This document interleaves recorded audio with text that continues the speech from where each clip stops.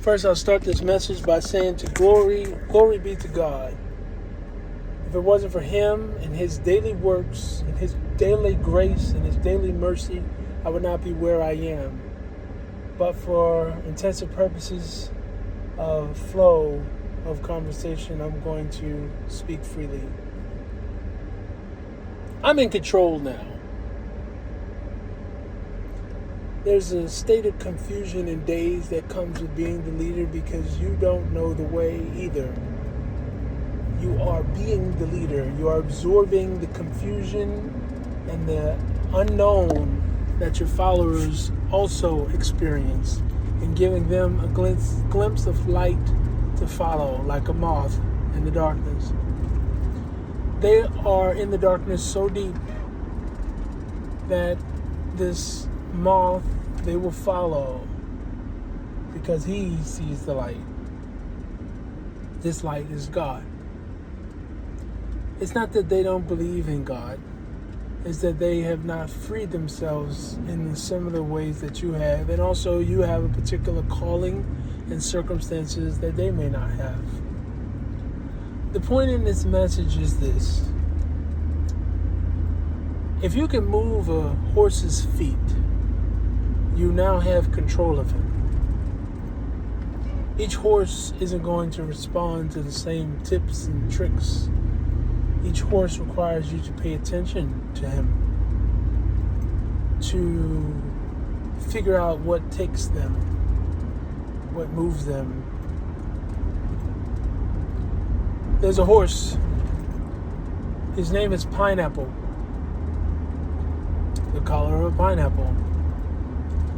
When he comes in for feed, he's let out of his gate and he has to travel about 50 feet to get to his stall to eat his meal, and then he's guided back to his field.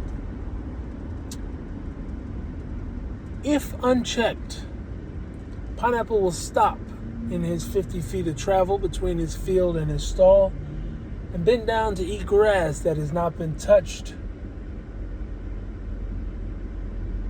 So the first few times I would notice this, I would have to walk out to him and put my rope on his neck and lead him to his stall. After a couple of weeks of that, I noticed that you could just walk up behind him and kind of give him a little tap on his butt and let him know, hey, you keep moving. You know where you need to be.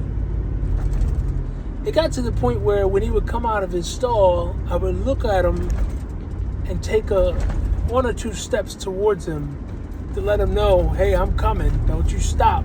You know where you belong. Now it's gotten to the point where when he comes out, we're already looking at each other. And he doesn't stop. It might hesitate, but I don't have to move my feet. I can look at him a certain way to let him know, don't you stop. You get in your stall. I've got this down to a science with this horse in particular and this particular activity. If you can move a horse's feet, you can control him. Working with horses has taught me so much about working with people. Not about controlling people, but about learning how to get things done with all different types of personalities. This is something that I don't think I could have necessarily learned without having this interaction with horses. He who shall not be named. I can make his feet move. And I have practiced self-control, developed self-control as one of the fruits of the Holy Spirit. I can control my attention. I can control where I want my thinking and effort and energy to go. I do not allow my eyes to be pulled and wander off to things. I stay focused on what I'm doing. No one is perfect. We all fail. We all make mistakes. But to this effect is how I know that I'm human.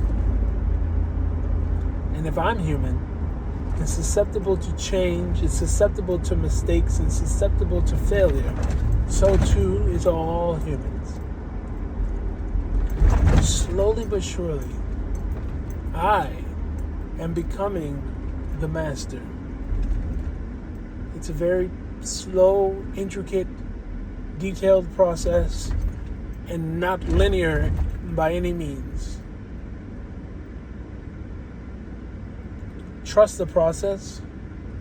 Trust in God's will. Try to please Him and fit the mold. Your spirituality comes above everything else. I think his name is Jim Rowe, says, work harder on yourself than you work on other people. Develop the skills necessary so that way you don't have to trade your hours for money, but yet you invest in yourself daily to become the value itself.